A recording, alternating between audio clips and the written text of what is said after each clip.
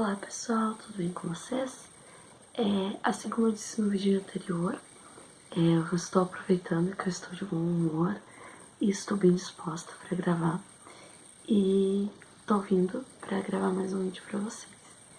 Esse vídeo para mim é muito especial poder estar falando sobre isso com vocês hoje, porque é uma coisa que vem fazendo parte da minha vida há mais ou menos uns 5 anos.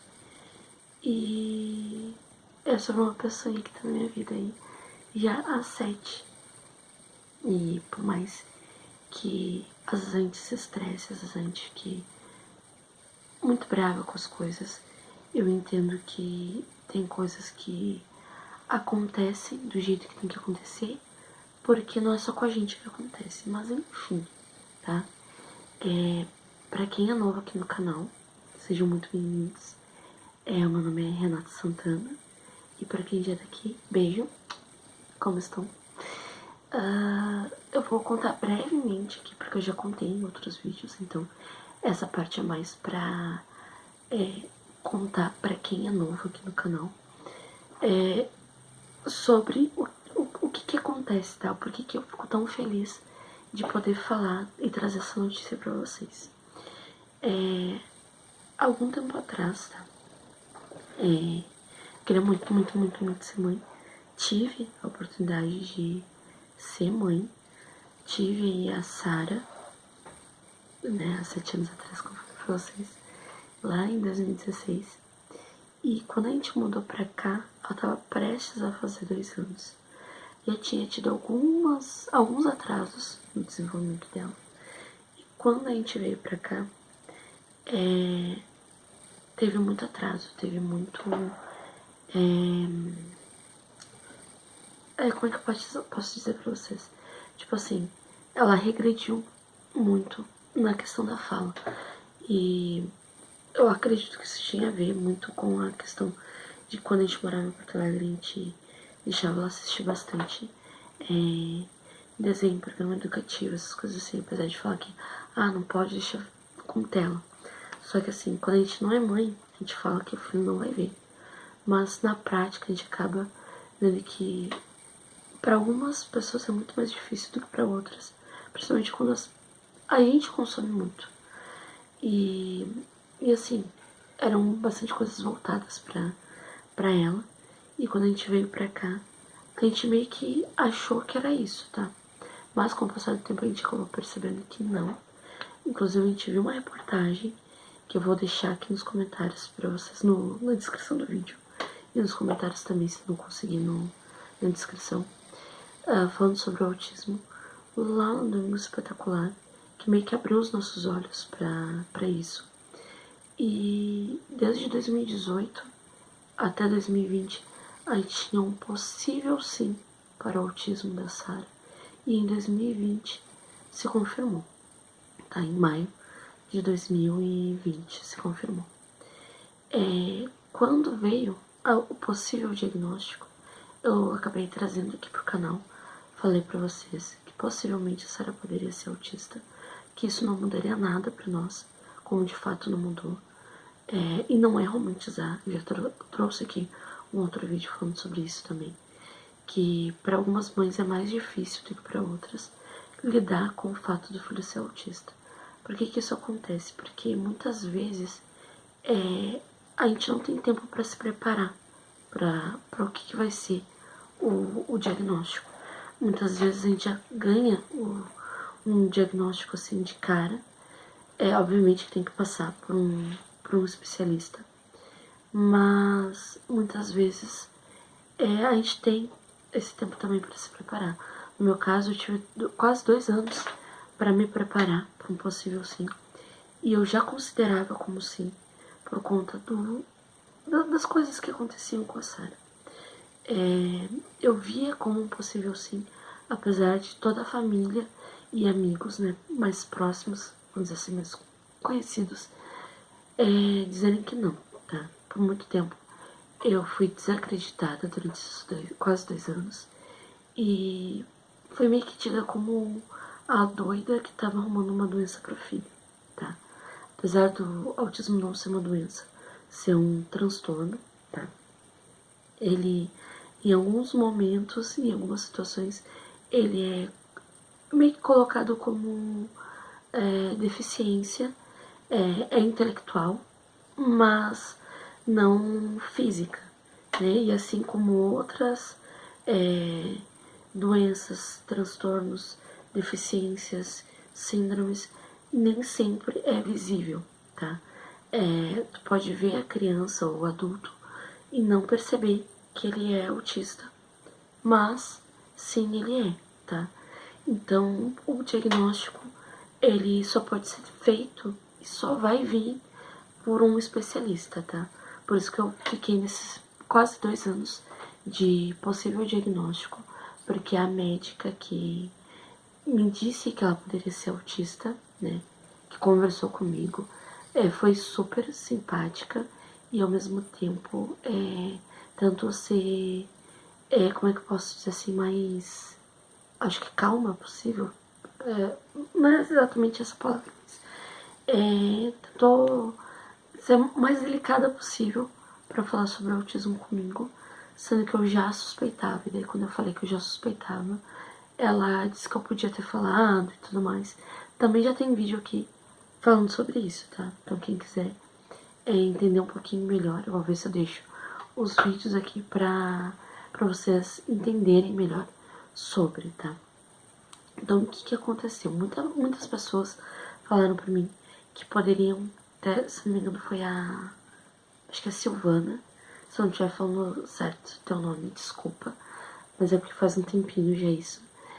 Se não me engano, ela falou que poderia ser também outro transtorno, e não especificamente o autismo, tá?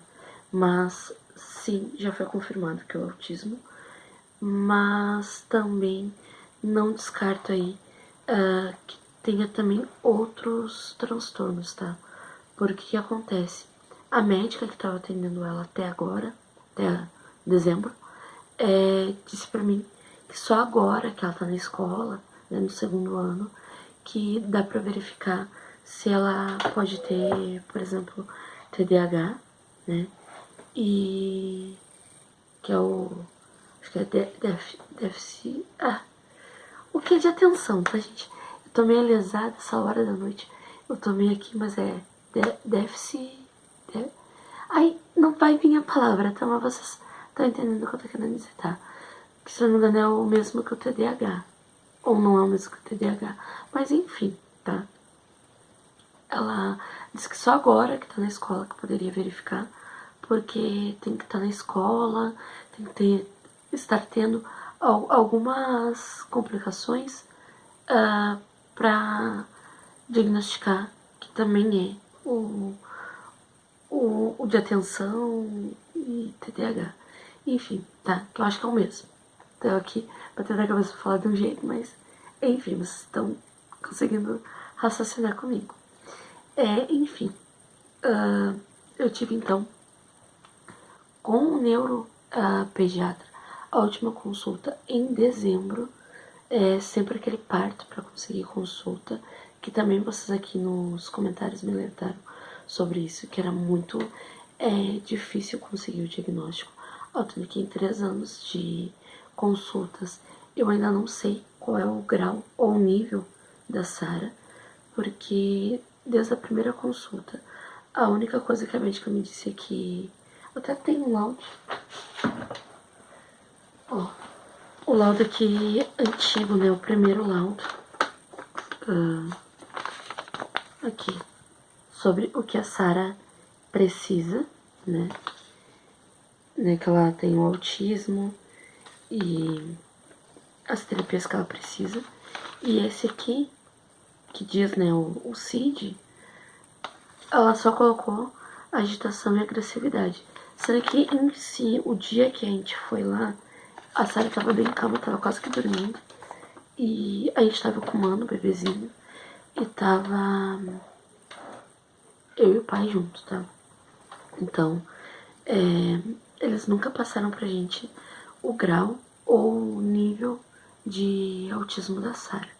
É uma coisa que agora, quando ela estiver frequentando outro médico e indo lá no CTEA, que a gente vai descobrir o que é, tá? E basicamente esse vídeo que eu, né, conversei, tentei adiantar aqui nesses 10 minutos iniciais um pouco do que aconteceu durante esses 5 anos aí de possível diagnóstico e diagnóstico da Sarah. A gente tá desde outubro do ano passado na fila e agora, quase um ano depois, para vocês verem como é demorado as coisas, a gente teve a primeira consulta no CETEA. Eu falo CETEA, a maioria das pessoas falam CETEA, mas o correto é CERTEA, que é o Centro de Referência do Autismo, do transtorno do espectro autista, que basicamente é um local para atender crianças e jovens e adultos com autismo, tá? Então eu fui lá pessoalmente, quem é aqui de Canoas já pega mais ou menos as dicas, que eu acredito que funciona não só para aqui de Canoas, mas funciona também para de outros locais, tá? Aqui no Rio Grande do Sul e eu acredito que outros estados também. Mas basicamente eu fui pessoalmente lá para tentar a consulta para Sarah. Aí lá eles me falaram que é só via posto. E a professora dela também tentou entrar em contato e eles reforçaram que era só via posto. Então em outubro do ano passado eu fui até o posto, solicitei um encaminhamento para lá. Levei tudo que eu tinha dela do autismo, desde laudo, encaminhamentos para consulta, para terapia, para especialidades, tudo que ela precisava. Levei para encaminhar junto, né? Informar tudo que eu tinha, avaliações das próprias professoras, que não seria bem indicado, mas tipo uma guia. Deixa eu até pegar aqui pra mostrar pra vocês. Pronto, eu peguei aqui mais ou menos as coisas que eu sempre levo, tá? Eu tenho uma pasta, ó, uma pasta assim, tá? Nem dá pra mostrar direito o que é aquela coisa daqui, mas ó, tem uma pasta assim, ó, que ela é de feixe. Então eu sempre carrego ali tudo que eu preciso, basicamente quase tudo, ou tudo que eu preciso pra quando eu precisar ir em algum médico, alguma coisa assim, eu não esquecer nada em casa, porque eu sou muito esquecida, tá? Isso também é assunto lá do próximo vídeo, que eu vou gravar, não sei se ainda hoje pra vocês, mas eu vou gravar, tá? Não vai ser postado junto, mas no decorrer aí da semana vocês vão assistir. Então assim, tudo que é coisas que eu pego da Sarah, eu vou colocando aqui, ó. Tem bastante coisinhas dela. Então eu pego bastante avaliação, coisa da escola, tem algumas coisas que ficam faltando. Então tudo que eu tenho, eu vou sempre colocando nessas pastinhas pra levar pro médico, tá? Tem encaminhamento, laudo, quando vai em algum lugar que preenche alguma coisinha pra ela, eu já guardo ali também, caso precise futuramente. Eu sei onde que tá, então assim, ó. Eu tenho aquele laudo que eu mostrei pra vocês. Eu tenho esse último aqui, ó, que foi o do ano passado.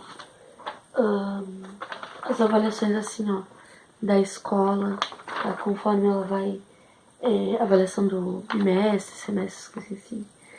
Esses assim, ó, que quando eu não consigo a consulta com a... Não tava conseguindo a consulta com a médica, né? Ó, essa aqui foi quando a gente foi lá pra fora. Essa aqui quando eu não consegui a consulta com a médica, que eu precisei ir atrás da terapia pra Sarah, que o próprio médico do posto fez, só pra atestar que ela é autista e que ela tá em consulta, mas que tá demorado, né? Então, enfim, todas essas coisinhas assim. Então, basicamente isso aqui não é meio que um documento, sabe? Mas é meio que uma resposta da professora dizendo como ela tá indo na aula, tá?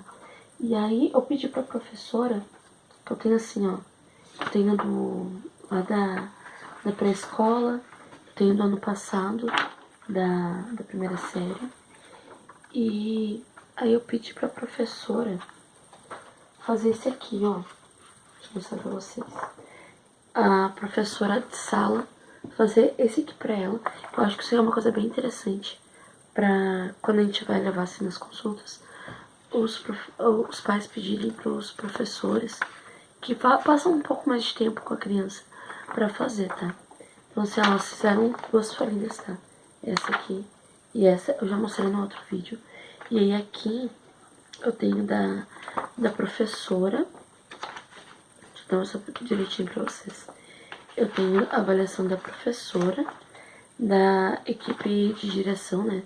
No caso, a diretora e a vice responderam. E a monitora de pátio, tá? Da monitora de pátio, da diretora e vice e da professora. Que daí elas responderam, né? Eu vou dar tipo que nem um exemplo aqui da primeira, que eu acho que não foram todas que responderam a mesma coisa. Tá, tipo assim, ó, a professora e a monitora responderam que a Sara tá bem adaptada ao ambiente escolar. Já a diretora e a vice responderam que só um pouco, tá? E aí as três não,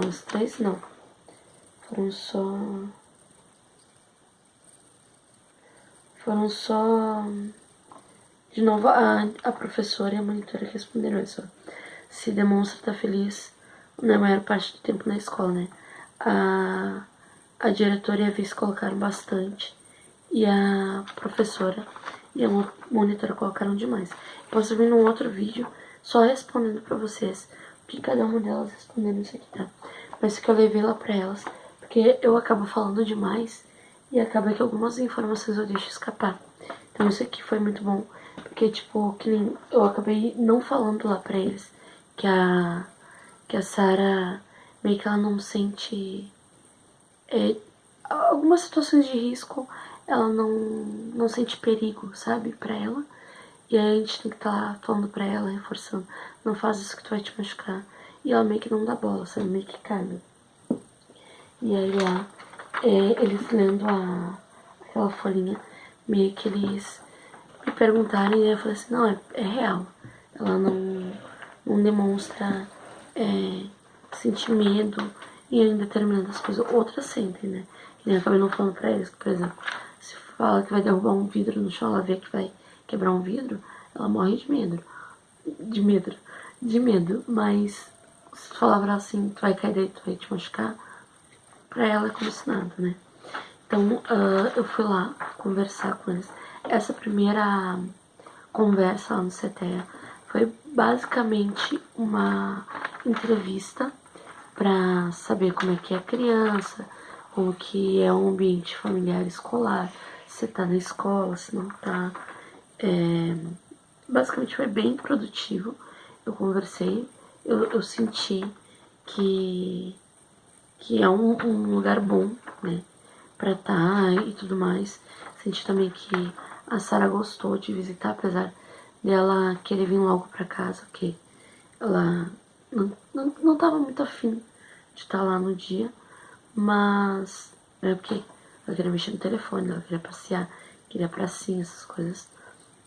Mas de um modo geral foi bem produtivo, a gente conseguiu conversar, eu consegui expor muitas das coisas e dúvidas que eu tinha e realmente, gente, é muito demorado. Eu tô tentando aqui conversar, mas sabe quando te dá um branco assim, né, falha. Mas enfim, as coisas que eu conversei aqui com vocês, eu expus lá, expus também a situação da escola pra eles, lá no CTEA.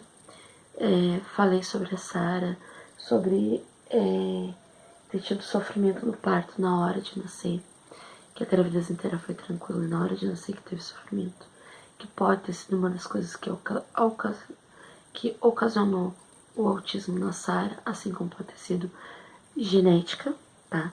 Para quem não sabe, o autismo, ele é genético, apesar de eu acreditar que pode ter a ver um pouquinho com ser hereditário, sim, acredito, assim como vários pais, mães acreditam, mas cientificamente e tecnicamente falando, só é confirmado o genético, tá? Então, se alguém fala pra você assim, se tu tem, teus filhos também vão ter? Sim e não, tá? Existem muitos casos que o pai ou a mãe são autistas e os filhos também são. Mas, é que assim, casos à parte. Eu tenho todos os sinais de um autista, então eu sou autista? Não. Meu vizinho tem só um sinal e é autista? Sim. Então, é muito variado de pessoa para pessoa, de organismo para organismo, e cientificamente falando, não é hereditário, e sim genético. Mas sim é perguntado se tem casos na família, e se tem casos na família, geralmente é avaliado com um pouco mais de calma, tá? Mas não quer dizer que ter um caso na família vai se confirmar que você tenha, ou que seus filhos ou sobrinhos, ou primos, ou enfim, tá? Pessoas da sua família também vão ser autistas, tá? A gente tirou bastante dúvida. Algumas coisas que eu queria saber, como em questão de fazer a carteirinha do autismo para Sara, né?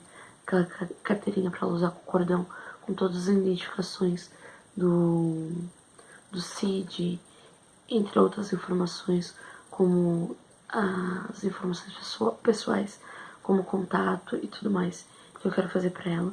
Eu consegui orientação de onde fazer, que até eu tenho aqui, ó. Cadê? Ela me deu e eu já perdi. Vocês acreditam nisso? Aqui. Só porque eu falei que eu tinha perdido. Ó, ela me deu aqui, que é aqui acho que em geral no Rio Grande do Sul, tá?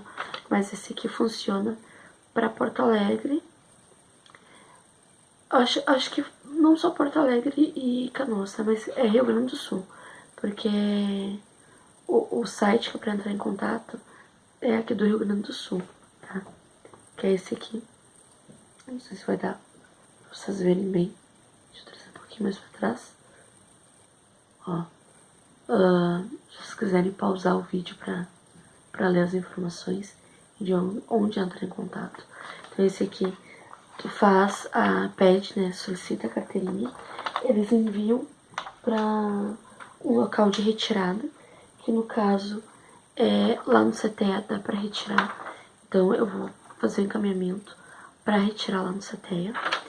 E eles me deram essa folhinha aqui, ó, que basicamente é uma folhinha com informações de tudo o que acontece ali no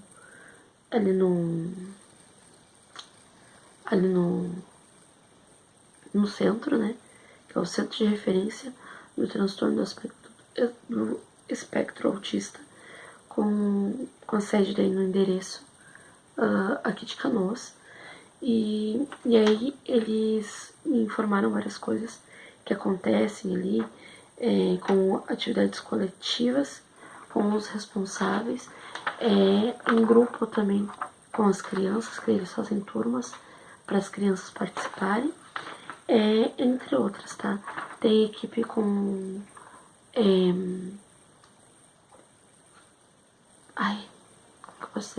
com pessoas qualificadas para